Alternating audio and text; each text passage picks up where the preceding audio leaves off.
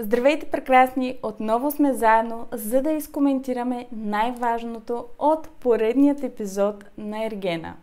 За тези от вас, които не ме познават, аз съм Пламена Петрова. Като още в началото, пак благодарение на TikTok, искам да ви дам мнението си за едно кратко видео, което сподели Виктория, а именно за хейта, който се излива по нейн адрес. И оправданието за това, че ние, зрителите, нищо не знаем. Може и да е така, но няма как да монтират всяка една реакция на Виктория или пък това, което говори. Много ясно се вижда, че тя се опитва да провокира и е избрала да показва мое мнение, че един вид тя наистина е там заради Алек и от малкото, което бе видяла от него, той, виждаш ли, е мъжа на живота и именно заради това ще се бори с зъби и ногти.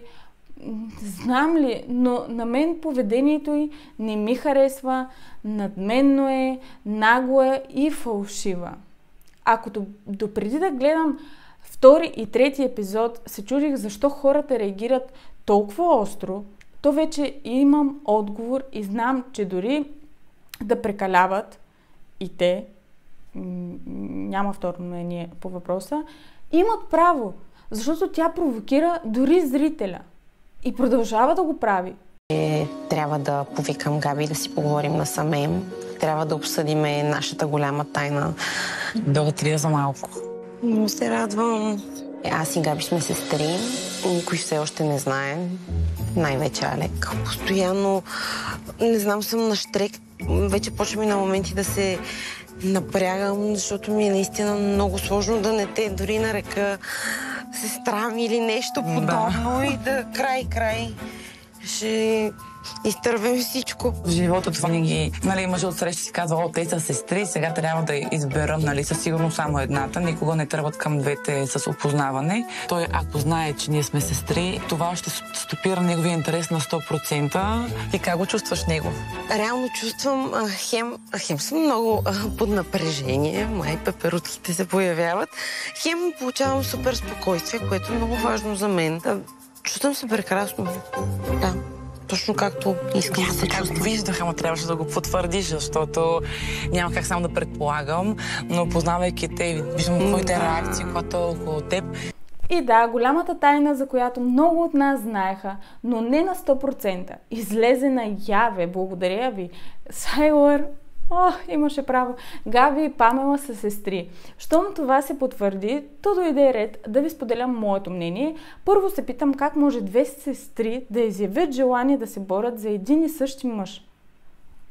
Надявам се, че ще ни споделят за този техен избор малко повече. Наистина е много интересно. Но до тогава си мисля, че са там за добиване на популярност. Наистина това е моето мнение. И това е главната им цел според мен. Също така, Габи попита Памела как се чувства и какво е забелязала в нея, когато Алек е в близост до тях. Но същото не чухме от страна на Памела за сестра й. Все едно, виждаш ли, ние влизаме и двете, но само едната ще се бори, а другата нека добива популярност. Определено са там с ясна цел и не ми се иска да мисля, че може да се изпокарат и да допуснат това да се случи предвид силната връзка, за която претендират. Нали? Само подобно нещо не бях виждала, но в други държави казват, че се е случвало и това е било интересно за зрителите. Аз къде бъркам, защо на мен това не ми е изобщо не ми е интересно, по-скоро ме плаши и се чудя какво ли не правят хората вече, за да добият малко или много някаква популярност и да станат супер известни. В днешния епизод отново имаше игра и малките пантерки, или там както се определят, спечелиха. Освен спортна злоба и това да спечелят, ми направи впечатление Габи и това колко добре е преценила момичетата и какъв страх е тя. След това на коктейла Тея и нейните виждания за сериозните отношения между мъжа и жената. И начина, по който си представя как е добре те да се развиват тези отношения. За мен лично те са далеч от моите виждания и за това не мога да се съглася с нея. Наистина се опитах през цялото време да разбера какво точно иска да каже. Много ме обърка, но ми се стори някаква каша. И доколкото, нали, познаваме Алек от видяното, си мисля, че тя изобщо не е това, което той търси. Вие какво мислите? А тази музика за фон, която са сложили, е просто несериозна. Все едно гледам някоя комедия, трагикомедия. Направи ми впечатление и по-рано, но забравих да го споделя с вас. Мисля, че и аз трябва да добавя такава музика към моите видеа. Мен лично обаче ме дразни просто. Не е сериозно. Първият път, в който ми се насълзиха очите, и това е заради Миленка.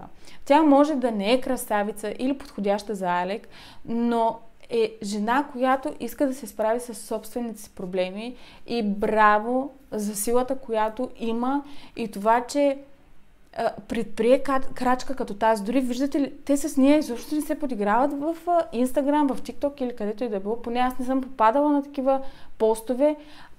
Тя се е записала за ергена. Сигурна съм, че малко жени в нейното положение биха имали тази смелост. Алек и той с толкова добро сърце и душа.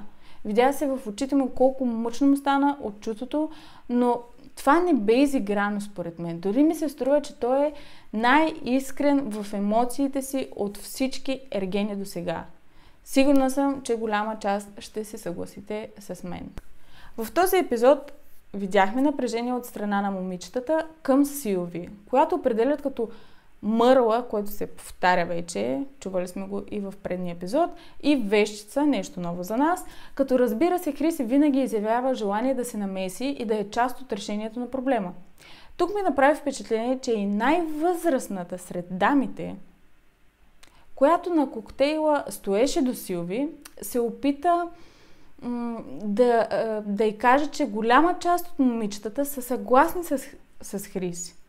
Като от това, което виждам, Ивето, мисля, че така се казваше, съвсем не е конфликтна личност и ме накара да се замисля, че наистина е възможно Силвето да ги дразни с битовите неща и това, че по цял ден държи тези карти, които карти пък не са вещерски, те са ангелски карти.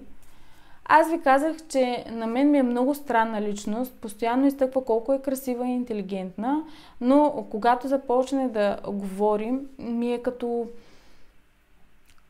робот. Не усещам, тук вече наистина не усещам никаква емоция в нея.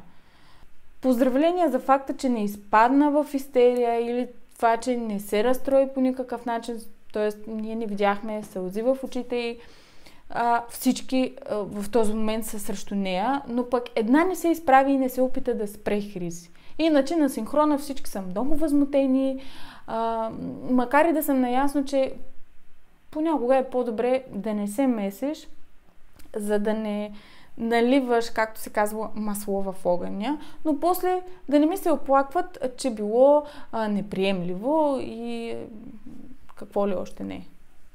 Вие какво мислите за така създалата си ситуация? Знам. И седи като пукел, бе. Тя не помръдна, даже погледния. Вие не забелязахте ли, че Погледния. тя даже няма някаква емоция?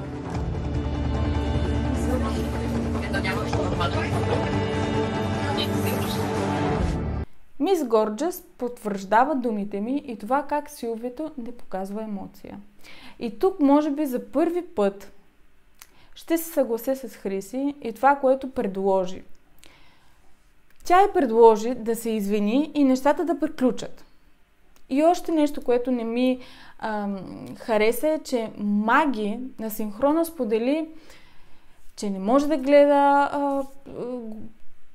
в случая голяма група от хора, жени, да нападат друга жена, но в същото време аз там не я видях и дори не се опита да се намеси по някакъв начин, което говори, че или не иска и тя да стане поредната, която ще е на мушка от страна на Хриси и пантерките, или е съгласна с тях, но въпреки това и е неприятно от така създалата ситуация.